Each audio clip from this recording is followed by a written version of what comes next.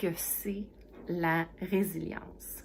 On va commencer par ça. Catherine Peterson avec vous pour mettre en commun ce qu'on sait sur la résilience et comment on peut utiliser ces notions-là pour rebondir mieux, plus vite et avec davantage d'aisance.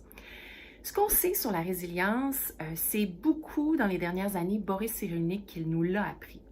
Cyrulnik, c'est un neuropsychiatre français qui a fait énormément d'études sur le phénomène de la résilience, qui a écrit des dizaines de livres et qui nous explique que la résilience, ce qui est important, c'est de connaître les facteurs de risque, nos facteurs de risque et nos facteurs de protection. Et ça, on va y revenir tout au long de la capsule. C'est très, très important. Hein? C'est comme un peu la base quand on parle de résilience. On a tous des facteurs de risque. Hein? Il y a des éléments de notre personnalité, de qui on est, de notre environnement, qui nous mettent à risque par rapport à certaines situations d'adversité, donc qui freinent en fait notre résilience. À l'inverse, on a également des facteurs de protection.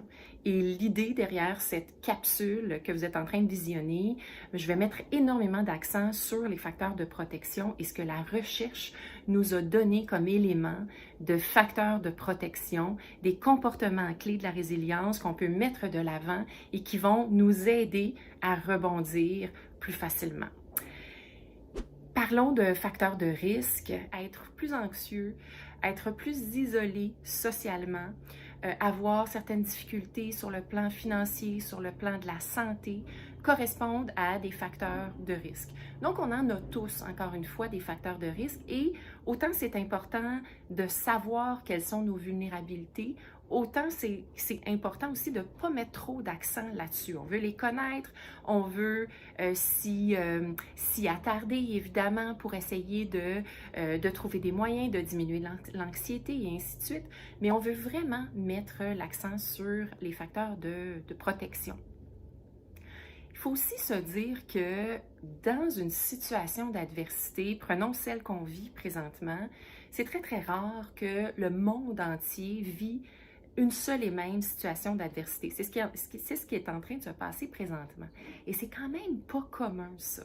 Donc, on a tous besoin, collectivement, d'être résilients dans la situation présente, la situation de la pandémie.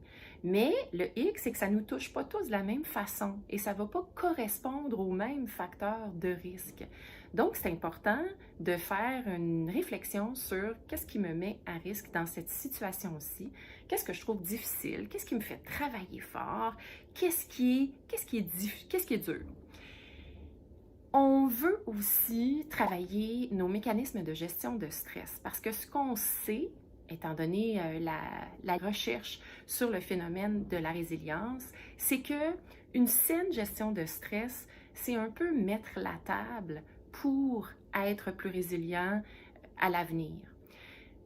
Quand on vit une situation d'adversité, qu'on est dedans, qu'on est plongé dedans, le mécanisme qui va nous aider le plus, c'est la gestion du stress. Donc, on a besoin de trouver comment gérer le stress. Et un petit peu plus tard dans la capsule, je vais partager avec vous certains outils, certaines méthodes pour mieux gérer le stress. C'est fondamental dans la période qu'on appelle la période de résistance. Parce qu'avant d'être résilient, il faut résister à la situation. Et résister dans le bon sens du terme, là, ici. Être en mesure de faire face à la situation qui correspond à l'adversité. Et ça, comment on résiste? C'est avec nos techniques de gestion de stress. Après, une fois que la situation est derrière nous, ben c'est là que la résilience commence et c'est là qu'on a besoin d'utiliser tous nos outils pour que la situation laisse le moins de traces psychologiques possibles. Qu'est-ce qu'on peut faire concrètement, de façon très tangible, pour améliorer notre résilience? Il y a eu des tonnes d'études sur le sujet et c'est tant mieux parce qu'on en bénéficie aujourd'hui. Hein. On peut vraiment s'appuyer sur des éléments solides pour mettre de l'avant des comportements qui vont améliorer notre capacité à rebondir. Le premier comportement clé de la résilience, c'est d'être capable d'identifier et de réguler nos émotions. Ça ressort à répétition dans la littérature scientifique. Qu'est-ce que c'est concrètement? Lorsque je suis dans une situation que je trouve difficile et qu'il y a une émotion qui est là, qui est présente, on veut être en mesure d'identifier sur le champ l'émotion. Par exemple, je suis en conversation avec quelqu'un, la personne dit quelque chose et je me sens frustrée. Donc, j'ai de la frustration. Plus une émotion est forte dans une situation donnée, plus elle va risquer de dicter mon comportement. Et c'est là que ça va aller contre un comportement de résilience parce que lorsque j'agis sur mon émotion, souvent, j'agis pas d'une façon optimale, stratégique. Souvent, j'agis pas d'une façon avec laquelle je vais être contente ou satisfaite. Hein? C'est l'émotion qui parle. C'est l'émotion qui me dit « défends-toi, attaque », ou ainsi de suite, là. Donc, on n'est souvent pas dans quelque chose d'optimal. Alors, la stratégie, c'est d'identifier sur le champ l'émotion. Et ça, hein, il faut avoir du vocabulaire émotionnel pour être capable d'identifier l'émotion alors qu'elle se présente. Et lorsqu'on est capable de faire ça, on est beaucoup plus capable de faire la deuxième partie de la stratégie, c'est-à-dire réguler l'émotion. Réguler l'émotion, là, ça veut dire quoi? Ça veut dire choisir ce que je fais avec l'émotion. Et ça veut dire choisir de façon stratégique étant donné la situation, puis étant donné mon but dans la situation. Idéalement, réguler l'émotion nous permet d'être satisfait et de ne pas regretter ce qu'on a dit dans le feu de l'action parce qu'on était sous le coup de l'émotion. Avec les émotions, il y a deux pièges en fait. Le premier piège, c'est de refouler les émotions. Donc, d'occulter les émotions, puis de ne pas de penser qu'on peut ne pas ressentir d'émotion. Donc, on refoule, et ça, hein, vous allez le voir quand les gens vont dire « Non, non, je ne suis pas fâchée » ou « Non, non, je ne suis pas triste », alors que c'est évident que la personne vit une émotion. Donc, ça, c'est le premier piège, c'est refouler, nier, occulter. Le deuxième piège, c'est le contraire, c'est lorsqu'on laisse libre cours à toutes nos émotions et que nos émotions, finalement, dictent notre comportement. Ça, c'est l'autre piège. Puis ça, on l'a vu beaucoup par les temps qui courent aussi, hein, sur les réseaux sociaux, les gens qui agissent sous le coup de la colère, les gens qui agissent sous le coup de la peur. Donc, on est vraiment dans deux pièges classiques. Dans le milieu, entre nier nos émotions puis les laisser faire ce qu'elles veulent puis les laisser dicter notre comportement, on a la régulation émotionnelle. Puis la régulation émotionnelle, elle est possible si et seulement si on identifie notre émotion sur le champ, on met des mots dessus. En fait, il y a quelque chose de neurobiologique qui se passe. Hein. L'émotion, la plupart des émotions fortes se passent dans une petite structure de notre cerveau qui s'appelle l'amygdale. Donc la peur, la colère, la frustration, tout ça, ça se passe dans l'amygdale. Et l'amygdale est très reliée à notre système de stress qui dit soit deux choses, hein, bats-toi ou enfuis-toi. Mais souvent, c'est pas nécessairement la meilleure chose à faire, de se battre, de lutter ou de fuir. Donc, réguler l'émotion, être en mesure de nommer l'émotion pour soi-même, hein, on n'a pas besoin de le dire à l'autre. Donc, juste nommer intérieurement l'émotion va faire en sorte que ça va libérer l'espace ici derrière notre front, notre cortex préfrontal, qui va nous permettre de choisir ce qui est mieux de faire ou de dire dans la situation. Mais ça, c'est possible seulement si on identifie notre émotion. Donc, c'est l'idée de la régulation. Identifier et réguler. Quand on est en mesure d'identifier et de réguler nos émotions, on est souvent aussi en mesure de freiner l'impulsivité, qui est la deuxième stratégie, le deuxième comportement clé qui a été identifié, entre autres, par Martin Seligman sur ses études sur la résilience. Donc, quand c'est le cortex préfrontal qui est activé, eh bien là, je peux, plutôt que d'être impulsive, je peux choisir qu'est-ce que je vais dire, qu'est-ce que je vais faire. Je peux choisir de différer, je peux choisir de dire, bon, mais c'est pas le moment d'embarquer dans cette conversation-là, et ainsi de suite. Donc, il y a vraiment un aspect de stratégie qui est possible lorsque j'identifie et que je régule l'émotion. Donc, c'était les deux premières stratégies pour activer la résilience. Quand je donne mes formations sur la résilience et la gestion du stress, il y a quelque chose que les gens me disent souvent qui me fait sourire. Souvent, mes participants vont me dire « Ah, tu sais, Catherine, pour être résilient, ouais, faut avoir un optimisme à tout casser, il faut penser juste positif, jamais avoir de pensée négative. Eh bien non, quand on regarde les études sur la résilience, c'est pas ce qu'on voit. On entend beaucoup parler d'optimisme réaliste quand on lit sur la résilience. Et c'est une nuance importante en lien avec, en fait, qui s'oppose à une pensée positive, puis toujours amener uniquement des éléments positifs. En fait, encore une fois, Martin Seligman nous parle d'optimisme réaliste. Et c'est quoi concrètement? Eh bien, quand il a rencontré ces gens qui avaient rebondi, qui étaient résilients, ce qu'il a vu, c'est qu'ils n'avaient pas des lunettes roses, ces gens-là. Ils ne voyaient pas uniquement les choses positives, puis ils ne s'interdisaient pas de voir ce qui était difficile ou ce qui était plus négatif dans leur vie. Mais ce qu'ils voyaient chez ces personnes-là résilientes, c'est que côte à côte, ils étaient capables, ces individus, de voir ce qu'il y avait de difficile dans leur vie, de mettre en place des plans pour être capables de gérer les situations difficiles, mais que côte à côte, ils étaient également capables de voir ce qui était beau et bon dans leur vie. Et de là, l'optimisme réaliste.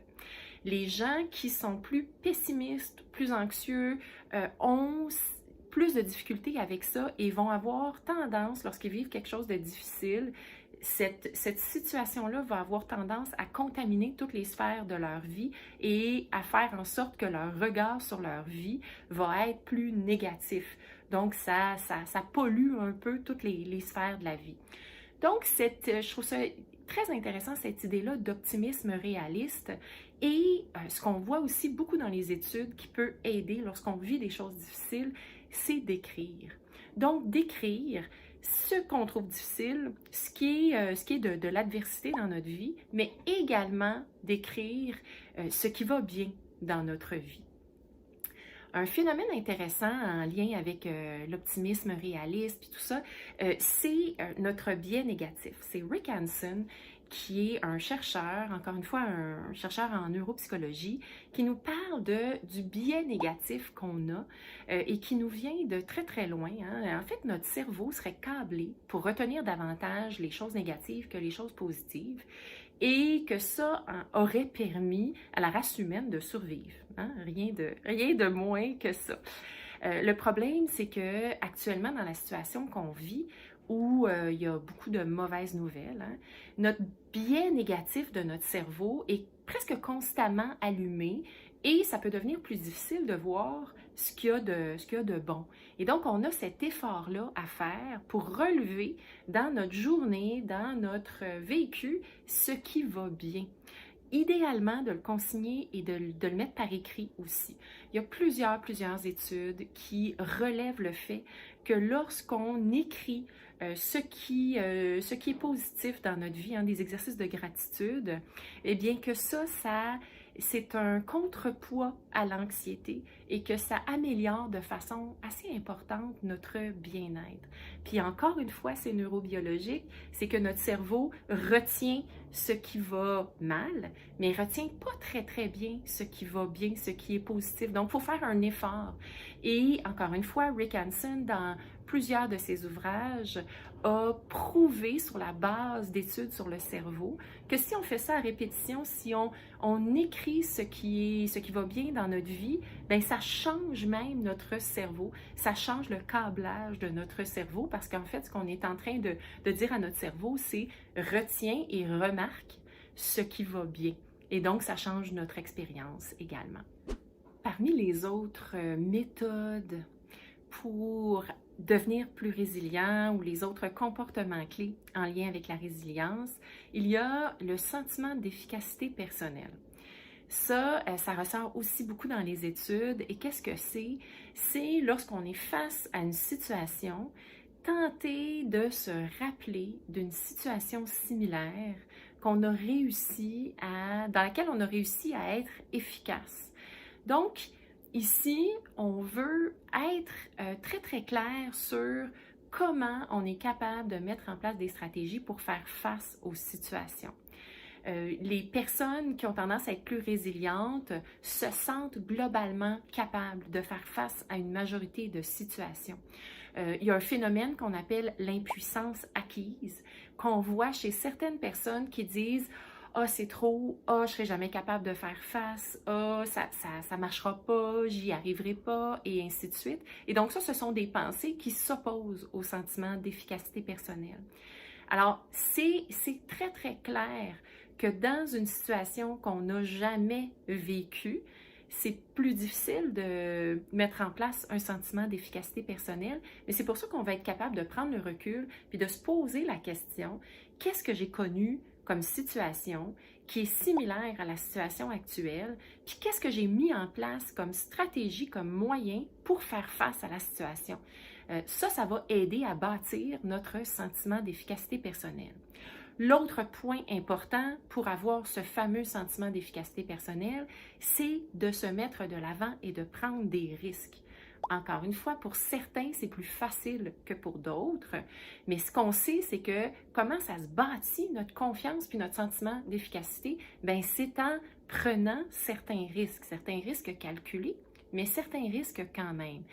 Quand on fait face à une situation, par exemple, qui nous fait peur, qui nous indispose et qu'on tente de mettre en place des stratégies pour y faire face, bien, ce qu'on est en train de bâtir, c'est mon sentiment de « je suis capable de faire face ». Et même si c'est pas parfait, même si c'est pas optimal, bien, je me suis mise en action pour être en mesure de faire face à une situation. Je n'ai pas été impuissante. Ça, c'est quelque chose qui ressort beaucoup. En lien avec prendre certains risques, se mettre de l'avant, ce qu'on sait, c'est que si on a tendance à être un petit peu plus perfectionniste ou à attendre que les choses soient, d'avoir toutes les données sur une situation avant d'agir, bien ça peut s'opposer à la résilience parce que quand on dit sortir de notre zone de confort, on est vraiment là-dedans, on est vraiment dans y aller au risque que il y ait des failles dans notre façon de faire face à la situation, mais souvent c'est mieux d'y aller que de vivre le sentiment de « je ne fais rien dans une situation parce que je ne suis pas certaine de le faire de façon parfaite ». Donc ça, c'est extrêmement clair dans les études que le sentiment d'efficacité personnelle est en lien avec la résilience. Un autre élément, c'est de faire, puis tout ça est relié, c'est de faire de la résolution de problèmes. Donc, quand on vit une situation difficile, on prend un petit recul. Encore une fois, le faire par écrit va être vraiment intéressant parce que ça va le sortir de votre cerveau, ça va le sortir de vos préoccupations, puis ça va vous permettre de circonscrire le problème de façon vraiment très claire et d'être dans une résolution de problème. Ça, souvent, on fait ça au travail. Hein? Quand on a un problème au travail, quand on a quelque chose qui nous fait travailler fort au travail, bien, on fait de la résolution de problème. Mais ici, ce qu'on dit, c'est de faire de la résolution de problème pour les situations d'adversité. C'est la même chose, en fait. On se pose la question de c'est quoi le problème, quels sont les différents éléments du problème et qu'est-ce que j'ai comme éléments qui peuvent me permettre de faire face à ce problème-là. Et donc, on est en résolution de problème. Ce qu'on sait, c'est que le cerveau, lorsqu'on a des stratégies, donc on est en résolution de problème, puis on dit, bon, ben voici mes possibilités, je pourrais faire A, je pourrais faire B, je pourrais faire C. Lorsqu'on donne ça comme élément au cerveau, il génère moins d'hormones de stress parce que quand il a des possibilités de réponse, bien, le cerveau va moins ressentir ça comme une menace, puis plus ressentir ça comme des moyens, et donc va envoyer moins d'hormones de stress. C'est très bénéfique d'être en mode résolution de problèmes, sentiment d'efficacité personnelle et prendre certains risques, se mettre de l'avant, même quand on n'est pas assuré du résultat. On disait un peu plus tôt à quel point c'est important de s'attarder à comment on vit le stress pour être le plus résilient possible. Donc, il y a certaines réactions de stress qui sont instinctives, qui sont assez viscérales et qui sont très, très, très rapides. Hein? Mentionnons la lutte et la fuite. Donc, la lutte, c'est lorsque je vis un stress et qu'instinctivement, j'ai une réaction défensive ou une réaction de contre-attaque. Parfois, c'est parce que je perçois une injustice dans la situation et que je veux réparer ça. Donc, il y a vraiment une situation où parfois il va y avoir un peu d'agressivité verbale, hein, pas nécessairement de violence, mais on est vraiment dans la lutte. L'autre réaction instinctive de stress, c'est la fuite. La fuite, ben, c'est souvent le cerveau qui interprète qu'on n'a pas de chance de s'en sortir dans cette situation-là et donc on va fuir la situation. C'est fort intéressant de se poser la question sur les autres manières de gérer un stress à plus long terme. Et il y a une chercheuse qui s'appelle Kelly McGonigal qui a fait beaucoup d'études et qui nous renseigne sur des manières de vivre le stress à plus long terme et en fait des façons de choisir comment on va vivre le stress. Et donc, outre la lutte et la fuite, il y a d'autres manières de vivre le stress à long terme. La troisième façon de faire face au stress, ça s'appelle la socialisation. Et ça, on le voit beaucoup hein, par les temps qui courent. Des gens qui, étant donné qu'on est dans une période stressante, des gens qui vont chercher à se rassembler, des gens qui vont chercher à vivre des moments de socialisation, peu importe quelle forme ça va prendre, des cafés virtuels, des 5 à 7 virtuels, aller voir par exemple les aînés par la fenêtre. On a un besoin de socialiser et ce qu'on sait, c'est que quand on vit une période de stress et qu'on se retrouve avec des gens en qui on a confiance, bien ça répond à un besoin. Notre cerveau est fondamentalement social et donc c'est une façon optimale de vivre le stress. Lorsqu'on est en lien avec des gens en qui on a confiance, on libère une hormone qui s'appelle l'ocytocine. Et cette hormone-là aurait plusieurs effets protecteurs et bénéfiques contre le stress. Et donc, c'est intéressant d'aller vers cette façon-là de gérer le stress à plus long terme. L'autre façon de gérer le stress ou l'autre manière de vivre le stress, c'est la réaction de défi-persévérance. Et ça, encore une fois, c'est un état d'esprit. Hein? Ça, c'est lorsqu'on voit le stress comme étant une occasion de se mettre au défi, une occasion de mettre les bouchées doubles, travailler fort pour se montrer qu'on est capable de faire face au défi qui est devant nous. Encore une fois, quand on choisit de voir le stress de cette manière-là, bien, ça change notre façon de le vivre parce que, en fait, c'est très en lien avec le sentiment d'efficacité personnelle dont on parlait un petit peu plus tôt et ça va faire en sorte que plutôt que de se sentir impuissant, on va se sentir d'attaque dans le bon sens pour être capable de vivre le stress. Moi, j'ai beaucoup entendu ça chez les gens que j'ai rencontrés qui vivaient des moments au travail où il y avait des délais serrés, des gros projets au travail et qui me disaient exactement ça. Ils me disaient, je vois ça comme un défi. Après ça, je me reposerai. Mais là, présentement, c'est le moment de prouver que j'ai tout ce qu'il faut pour faire face à ça. Et souvent, c'était en lien avec un objectif qui est important pour eux, qui avait du sens. Donc, quand on est capable de donner un sens aussi, ça va nous faire vivre le stress beaucoup mieux. On va moins se sentir impuissant, puis on va plus sentir qu'on s'en va vers quelque chose qui est important pour nous. La dernière façon de vivre le stress qu'on peut choisir, c'est la réaction de croissance. J'ai beaucoup entendu ça aussi. Les gens m'ont beaucoup parlé de ça dernièrement. Les gens qui vivaient le télétravail en même temps que la scolarisation de leurs enfants, hein, étant donné que les écoles ont fermé, souvent ils m'ont dit, ben j'ai choisi de revoir ma façon de cadrer le stress que je vivais en me disant, ben c'est une occasion pour moi de devenir plus patiente, plus tolérant, plus en mesure de comprendre la réalité de mon enfant. C'est une façon de travailler certaines qualités ou de développer certaines compétences. Encore une fois, quand on voit le stress comme étant une façon de grandir, de croître, d'évoluer, bien, ça change comment le cerveau perçoit la situation et ça fait en sorte qu'on a plus de chances d'être résilient.